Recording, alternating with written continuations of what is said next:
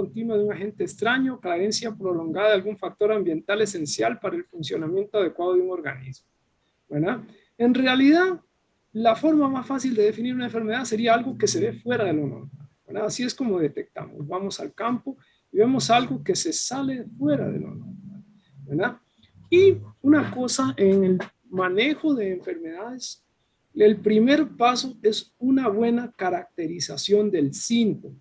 ¿Y por qué anotamos esto? ¿Por qué una buena caracterización del síntoma? Es peligroso generalizar. Hemos encontrado personas, agricultores, que tal vez mandan una muestra, se les diagnostica algo y después cualquier cosa que ya aparece en la finca es el mismo patógeno, ¿verdad? Entonces es peligroso, hay que tener muy claro esa parte. La otra cosa que es importante es que es muy peligroso diagnosticar a la vista, a no ser que sea algo muy conocido, ¿verdad? Hay una enfermedad que yo estoy seguro, roya en café, ojo de gallo en café, cigatoca negra en banano. Entonces, ahí no me puedo equivocar, pero cuando tengo dudas, es peligroso basarme en eso, ¿no? ¿Qué es un síntoma? Un síntoma es lo que yo veo cuando tengo una enfermedad, ¿verdad? O sea, ¿qué es lo que me está mostrando la planta? Y aquí vamos a compartir algunas, ¿verdad? Entonces, por ejemplo, aquí vemos una pudrición radical asociada al hongo Cilindrocladium, perdón, en aglonema, ¿verdad? Aquí tenemos una pudrición también radical asociada a Phytophthora en Aralia. Aquí tenemos un ataque del hongo Coletotricum a nivel de follaje en Aralia, ¿verdad? Y lo primero que necesito saber, ¿qué es lo que tengo ahí? ¿Qué es lo que me está causando el problema? Y aquí quería enseñarles algo más. Vean, esto es una pudrición radical, como lo vimos antes, causada por Phytophthora. Esto es una necrosis del sistema radical y la base del tallo asociada con Pythium en el cultivo de begonia. Bueno, esto es un daño foliar, ¿verdad? Causado por el hongo Cylindrocarpum en bromelias, ¿verdad? Aquí tenemos una lesión en la base de la planta causada por Fusarium en caña india, ¿verdad? Una mancha foliar en cordyline causada por la bacteria Pantoea. Aquí una más cercano, ¿verdad? Aquí tenemos una lesión causada por el hongo Coletotricum en Dracaena. Aquí tenemos una pudrición causada en la base de la planta por el hongo Foma, ¿verdad? ¿Y qué es lo importante hasta acá? Lo que quería mostrarles es que yo puedo tener síntomas similares causados por organismos totalmente diferentes, ¿verdad? Y eso es el riesgo de ponerme a diagnosticar con solo ver el síntoma, ¿verdad? Ahora bien, en términos generales tenemos dos tipos de enfermedades y es muy importante que le prestemos atención a esto. Hay dos tipos de enfermedades. Las enfermedades abióticas, donde no hay un organismo involucrado, y las enfermedades bióticas, donde sí hay un organismo involucrado, ¿verdad? Entonces tenemos que desde ese punto de vista, tenemos enfermedades abióticas que pueden ser causadas por factores como quema por sol, quema por fertilizante, un mal drenaje, otra serie de factores, un herbicida, ¿verdad? Y luego las bióticas en las que sí tenemos un organismo que es capaz de causar enfermedad, donde están los que ya la mayoría de nosotros conocemos, hongos, virus, bacterias, nematodos y otros procariontes, donde, al menos en términos generales, la mayoría de las enfermedades a las que nos enfrentamos están relacionadas a hongos fitopatógenos. En el caso de las enfermedades abióticas, ¿verdad? ¿Cómo hago yo para reconocer si una enfermedad es abiótica? La distribución en el campo, la distribución en la planta, la velocidad de aparición y que comúnmente no hay diferentes niveles de daño, ¿verdad? Vamos a ver acá entonces. Vean esto, ¿verdad? Entonces, ¿qué sucede? Es poco probable que un efecto como este que vemos en la fotografía se deba a un organismo, ¿verdad? Aquí nos falló el agua de riego, se nos rompió un tubo, hace que el daño sea parejo en por lo menos una buena parte de la plantación, ¿verdad? Cuando vemos quema por sol, ¿verdad? Y esto traigo porque es lo común en Chile, la quema por sol nunca la vamos a encontrar por la parte de abajo del fruto, vamos a encontrar esa quema por sol, ¿verdad? Donde está la parte que está expuesta al sol. Y eso entonces nos va dando una idea de que probablemente se trata de una enfermedad abiótica, donde no hay un organismo involucrado, ¿verdad? Vean este caso, ¿verdad? Este es un caso, vean el daño que estamos observando, ¿verdad? Es un daño muy parejo, todas las plantas lo tienen, todas al mismo nivel, ¿verdad? Y entonces es poco probable que los hongos sean tan ordenados y decir, bueno, sí, hoy vamos a trabajar solo en esta parte, ¿verdad? Eso nos va dando una idea de que puede haber un factor abiótico involucrado ahí. Se da también cuando tenemos toxicidades o deficiencias, ¿verdad? Es común encontrarlos todos como muy ordenados en algunas partes de la planta, ¿verdad? Aquí vemos otro efecto, es deficiencias, no es en ornamentales, pero por ejemplo una deficiencia de boro en papaya, ¿verdad? O deficiencias de boro en crucíferas, tallo hueco. Entonces vamos a encontrar que una gran cantidad de plantas presentan lo mismo. Y eso nos va dando una idea, ¿verdad? La otra cosa es esto que les muestro aquí, aquí sí hay un organismo involucrado. Entonces yo empiezo viendo una pequeña lesión, ya veo más lesiones, esas lesiones se alargan hasta llegar a esporularse. Y entonces es ahí donde empezamos a ver que existe una evolución de los síntomas, ¿verdad? Que lo que no lo vamos a ver en una enfermedad abiótica. El problema aparece muchas veces de un solo momento y casi que todas las plantas presentando el mismo nivel de daño. Aquí vemos es igual, ¿verdad? Muy bien definido o en cierta parte de la planta.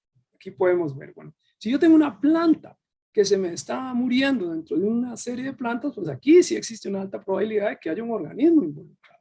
Pero si yo tengo algo como esto que me aparece de un momento a otro, la mayoría de las plantas, o algo como esto que está ubicado a la orilla de los caminos, aquí volvemos a lo mismo, es poco probable que sean organismos porque los organismos no se van a organizar para atacar en línea o para atacar todas las plantas al mismo momento.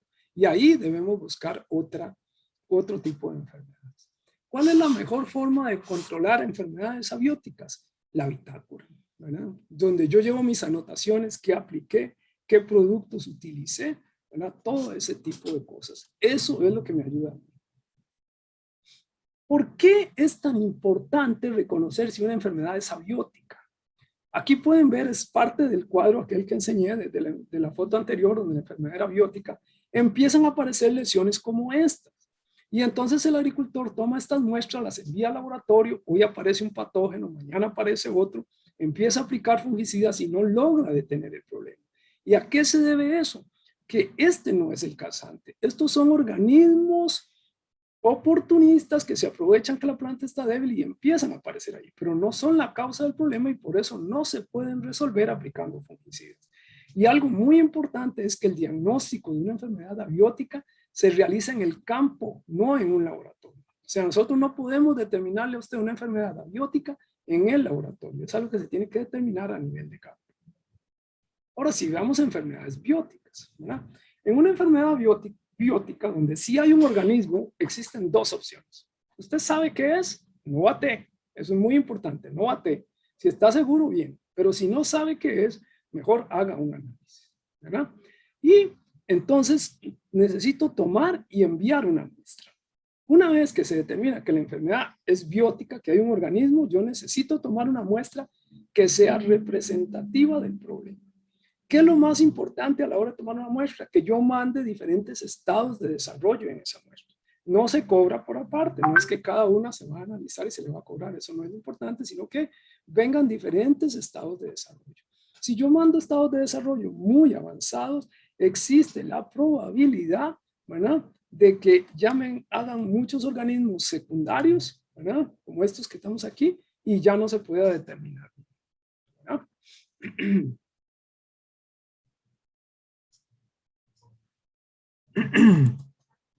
Ok. Tenemos muestras de árboles, ¿verdad? También puedo tomar muestras de árboles. Muchas veces la gente cuando ve estas cosas empieza a mandar las ramas y en realidad puede ser un problema de raíz.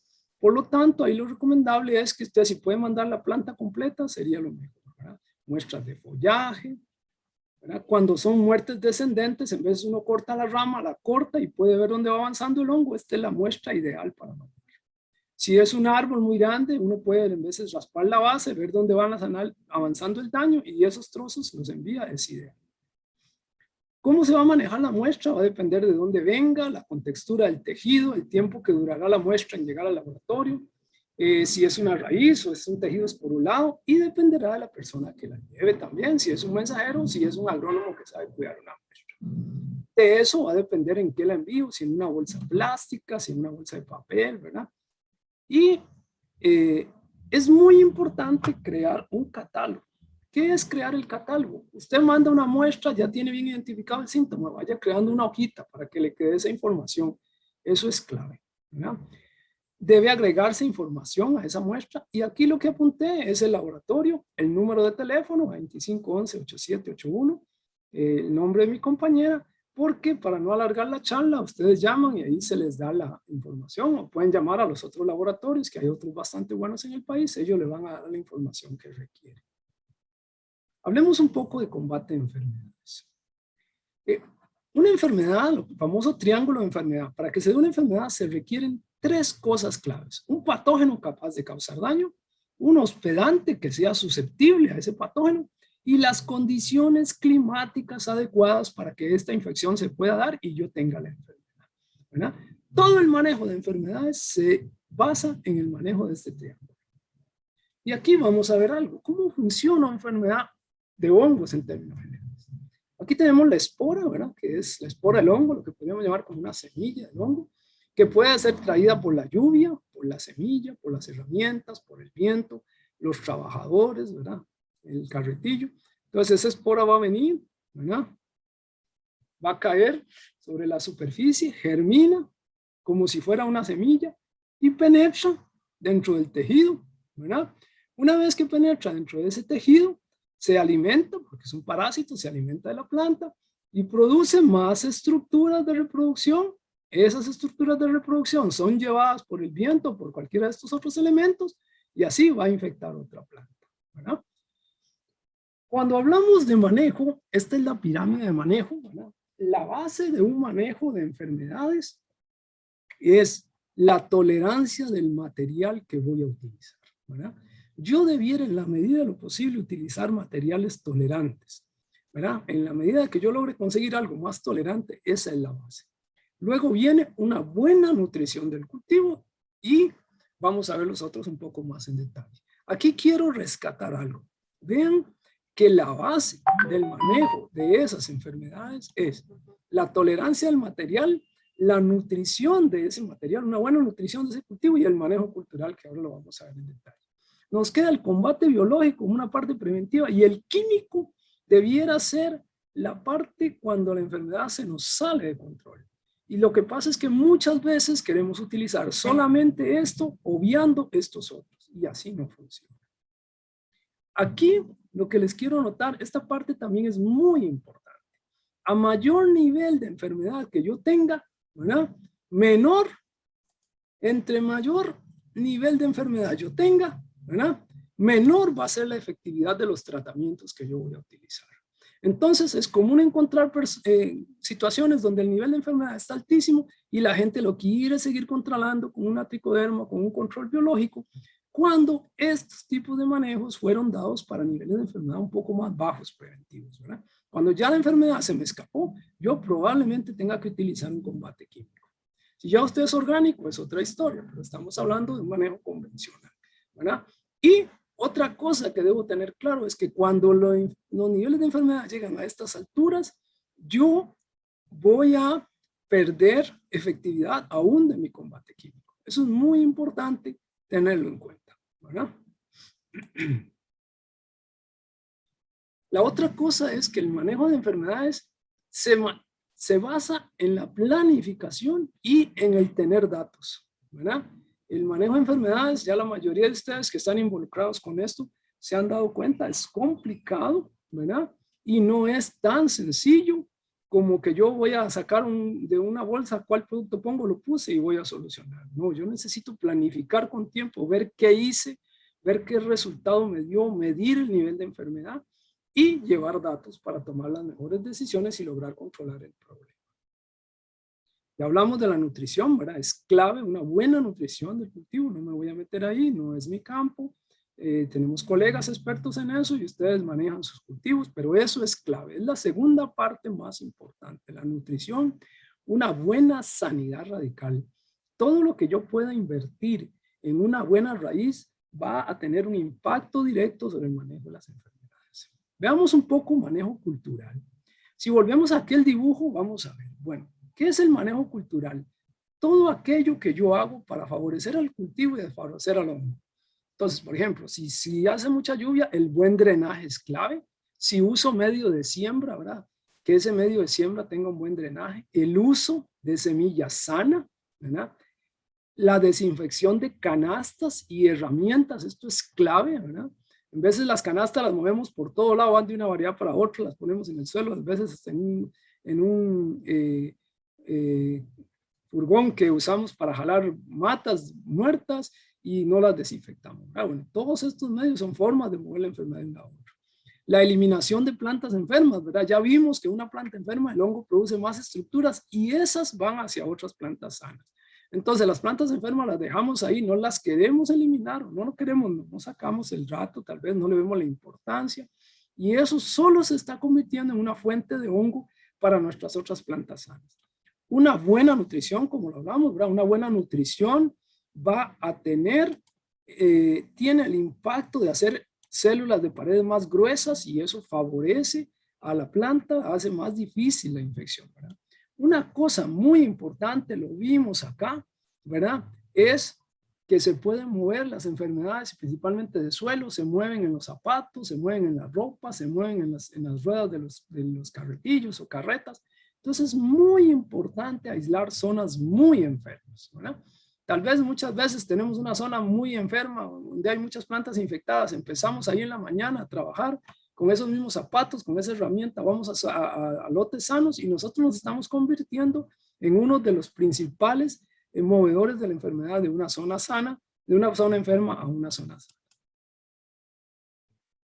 Veamos este caso. Este es un caso, bueno, disculpen, es un caso en ornamentales de flor, que era mi experiencia, no tanto de follaje, pero creo que les puede ayudar en algo. Nosotros, bueno, en la empresa que yo trabajé, producíamos chinas, ¿verdad? De flores, producíamos semilla. Y entonces habíamos identificado que las plantas de flor blanca eran plantas mucho más susceptibles al ataque de botrytis, ¿verdad? El hongo botrytis, que algunos de ustedes lo conocen, un hongo muy agresivo en ornamentales, ¿verdad? En flores y principalmente en flores. Entonces, ¿qué habíamos llegado a identificar? Teniendo la finca, ya nos habíamos dado cuenta que habían ciertos invernaderos, ¿verdad? En los que la variedad se enfermaba mucho más, ¿verdad? Entonces, ¿qué empezamos a hacer? Bueno, a la hora de hacer la planificación de las siembras, empezamos a evitar esos invernaderos, ¿verdad? Y mover la variedad susceptible a los invernaderos en los que íbamos viendo que la enfermedad, que la planta se enfermaba menos, ¿verdad? Y de hecho llegamos hasta a hilar un poco más fino, ¿verdad? Y entonces en un invernadero lo que hacíamos era evitar las bancas que estaban cercanas a las paredes, porque sabíamos que entraba la humedad, y ubicar esta variedad, ¿verdad? En zonas, en bancas que estuvieran más cercanas al centro, donde había menos humedad y se nos iban a enfermar menos. Entonces vean cómo llegamos a esto, con datos, con medición de la enfermedad, vamos conociendo nuestra finca, vamos conociendo nuestras variedades y lo hacemos una parte clave de la planificación de la producción.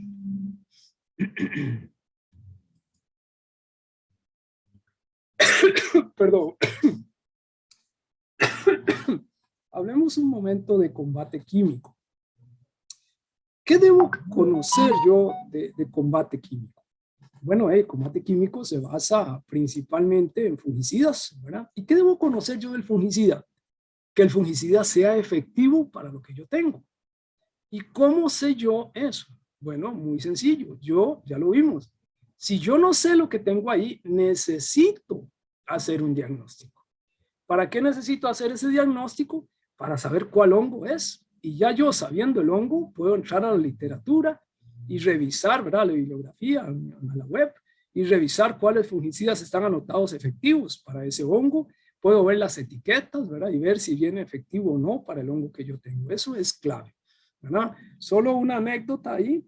Le habíamos hecho un estudio a una persona que tiene un problema con un cultivo ahí. Es un problema serio, no es fácil de resolver. Y entonces la persona estaba siguiendo nuestras recomendaciones, pero no ha visto, digamos, con la velocidad de que ella esperaría el resultado. Entonces me llamó y me dijo que si podía cambiar a unos productos que le había recomendado un amigo, y ya me mandó por WhatsApp los productos. ¿Qué sucede? El producto, el amigo le estaba recomendando un insecticida, le estaba recomendando un fungicida que era igual al que nosotros le habíamos recomendado, y otro que era para hongos tipo Phytophthora o Pythium, lo que llamamos el grupo de los omicetes. Y ese hongo que ella tenía no era un omicete, ¿verdad? Entonces, desde ese punto de vista, es clave conocer qué tengo yo para revisar literatura, ¿verdad? ¿Por qué? Porque se acuerdan cuando hablé al inicio del riesgo de generalizar. ¿Qué sucede? A ese señor que probablemente tenía un problema de omicetes, ese producto le funcionó muy bien, pero a esta señora no le iba a funcionar porque no es el hongo que ella tiene.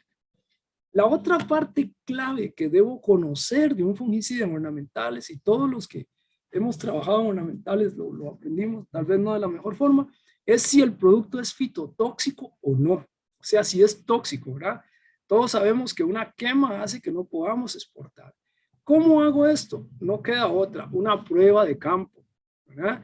Ah, yo produzco yuca y te digo, no, mira, yo lo he usado muchas veces, tranquilo, lo puedes usar. No es lo mismo en yuca que en dracaena, en salvias, ¿verdad? O cualquier otra, en ginger. Entonces yo tengo que tener mucho cuidado de hacer mis pruebas de campo, hacer mis aplicaciones, pequeños bloques y ver si son tóxicos o no, ¿verdad? Ojalá en diferentes momentos de aplicación, ¿verdad? Porque eso puede variar si el clima estuvo caliente o no estuvo caliente. Esta parte es clave. Hay una cosa que siempre le enseño a los muchachos cuando les doy clases. Nunca apliquen un producto en toda la finca cuando es un producto que nunca lo han usado antes, porque uno no sabe los resultados que eso puede tener. El otro factor que es clave que yo debo conocer de un fungicida es si es un fungicida protector, si es un fungicida sistémico o si es un fungicida erradicante. ¿De dónde saco eso? De la etiqueta. Es muy importante leer las etiquetas, ¿verdad?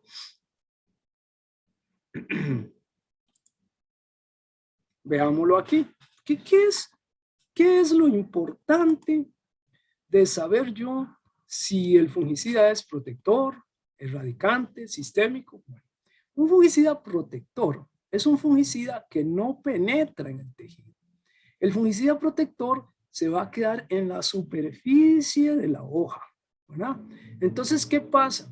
Si yo aplico el fungicida protector y ya la espora había germinado y el hongo estaba dentro del tejido, ese fungicida ya no va a ser capaz de detener esa infección. El ciclo del hongo va a seguir, ¿verdad? Entonces, un fungicida protector es muy importante ponerlo sobre la superficie en una buena cobertura. Al no penetrar, queda expuesto a la lluvia.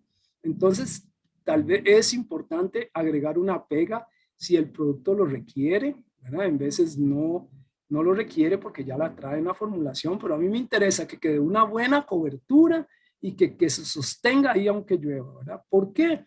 Porque cuando la espora llegue, caiga y trate de germinar, toca el producto y se muere. A diferencia de eso, el producto sistémico es capaz de penetrar dentro del tejido. Entonces yo lo aplico en la superficie, el producto va a penetrar, va a alcanzar las estructuras del hongo que están dentro del tejido y me lo va a eliminar, ¿verdad? Entonces, esto es muy deseable, ¿verdad? Son mis mejores armas. Ahora, ¿qué sucede? Este es un producto, el protector es un producto que ataca al hongo en diferentes puntos, mientras que este lo ataca en un solo punto. Entonces, existen mucho más probabilidades de que el hongo se haga resistente a uno de estos que a uno de estos. Entonces, yo tengo que entender mucho más cosas en un sistémico, como los modos de acción, para rotarlos y evitar que se haga el hongo resistente. Otra cosa muy importante, jóvenes, a un fungicida sistémico no se le agrega pega, porque si yo le agrego pega a un fungicida sistémico, la pega me lo va a pegar en la superficie y no me lo va a dejar penetrar. Y entonces estoy perdiendo una de las mejores características de ese producto, ¿verdad? ¿Y qué es un fungicida erradicante? Un fungicida erradicante es un fungicida que es capaz de eliminarme las estructuras reproductoras del hongo. Entonces, si yo tengo en la plantación un hongo y sé que está esporulando mucho porque lo veo es que lleno de esporas el tejido y todo, es muy bueno si yo pudiera tener un fungicida erradicante. Tal vez lo último que hay que decir acá es que usted puede encontrar protectores erradicantes, sistémicos erradicantes, ¿verdad? No es que son excluyentes.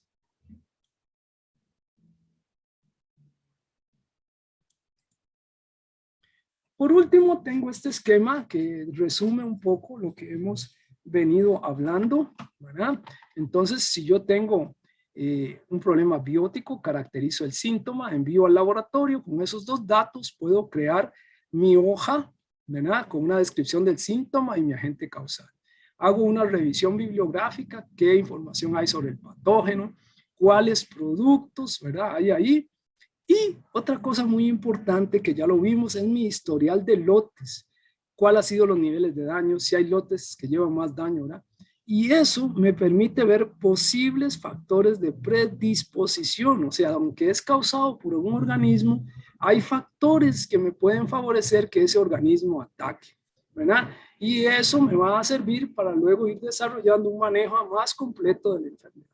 Para esto es clave que yo tenga datos, ¿verdad?